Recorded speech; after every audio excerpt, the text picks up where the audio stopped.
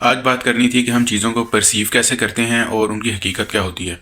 تو اس کے حوالے سے ایک چھوٹی سی ایگزامپل کے تھرو میں یہ بات کرنا چاہوں گا کہ مثال کے طور پر ہماری نظروں میں جو انسان اچھا ہوتا ہے، جس کے ساتھ ہمارا اچھا ایکسپیرینس ہوتا ہے،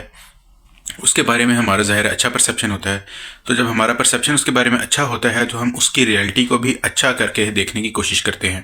مثال کے طور پر اگر آپ کا ایسا کوئی رشتہ دار ہے جس کے ساتھ آپ کے تعلقات اچھے تھے اور آپ کی نظر میں اس کی اچھائیاں تھیں، یا اس نے آپ کے ساتھ اچھا بیہیو کیا صرف، اور ہو سکتا ہے کہ باقی ساری دنیا کے لیے اس نے مسئلے کریٹ کیے ہوں، دنیا پہ اس نے ظلم کیا ہو، اس نے فراڈ کیے ہوں دنیا کے ساتھ، لیکن چونکہ وہ آپ کے لیے اچھا تھا تو اب مثال کے طور پر وہ بیمار ہو جاتا ہے یا خدا نخواستہ اس کی موت ہو جاتی ہے، تو موت کے بعد آپ کو اس کے چہرے پر نور نظر آئے گا، یا اس کی جو بیماری ہوگی یا اس پہ کوئی مشکل آ جائے گی، وہ آپ کو لگے گا کہ اللہ تعالیٰ کی طرف سے اس پر آزمائش ہے جو اس کے گناہ جھاڑنے کے کام آئے گی اور اس کے درجات کو بلند کرے گی۔ گناہ بھی کیا جھاڑنے، درجات کو بلند کرے گی۔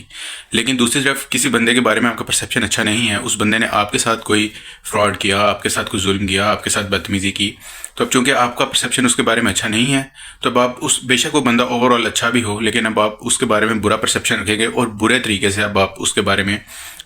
مطلب اس کی ریئلٹی کو بھی آپ برا بنا کر دکھانے کی کوشش کریں گے۔ کہ مثال کے طور پر یہی بات ہے کہ اگر اس پہ کوئی بیماری آ جائے گی تو آپ کہیں گے یہ دیکھو اللہ کا عذاب آ گیا اس پہ کوئی مشکل آ جائے گی، آپ کہیں گے دیکھو اس پہ اللہ کا عذاب آ گیا، اس کے ساتھ یہ بندہ یہی ڈیزرو کرتا تھا۔ اس کی موت ہو جائے گی تو آپ کو خام خواہ اس کے چہرے پر لعنت پڑتی ہوئی نظر آئے گی، حالانکہ ایسا کچھ بھی نہیں ہے۔ تو یہ چیزیں سب رینڈم ہوتی ہیں اور یہ پرسیپشن بیسڈ ہوتی ہیں، یعنی کہ آپ کسی بندے کے بارے میں جیسا پرسیپشن رکھ رہے ہیں آپ کو وہ چیز ویسی ہی نظر آئے گی، تو آپ اس کے بارے میں ویسی ہی توجیحات، ویسی تعویلات پیش کرنا شروع کر دیں گے۔ لیکن حقیقت میں نہ کسی کے چہرے پر نور برس رہا ہوتا ہے، نہ کسی کے چہرے پر لعنت برس رہی ہوتی ہے، نہ کوئی جو ہے وہ کسی کے لیے کوئی مشکل حالات آ جائیں، کسی کے لیے کوئی آسان حالات آ جائیں، تو یہ ہر بندے کے اس کے اپنے فیصلے یا اس کی ایک طرح سے جو اس کی قسمت ہے، اس کی لک ہے، اس پہ بھی یہ چیز ڈیپینڈ کرے، یعنی یہ چیزیں رینڈم ہوتی ہیں۔ ضروری نہیں کہ اس چیز کے پیچھے اب آپ کوئی نہ کوئی اس چیز کو وجہ دینے کی کوشش کریں کہ اگر کسی پہ مشکل آئی ہے تو وہ اگین وہی بات ہے کہ آپ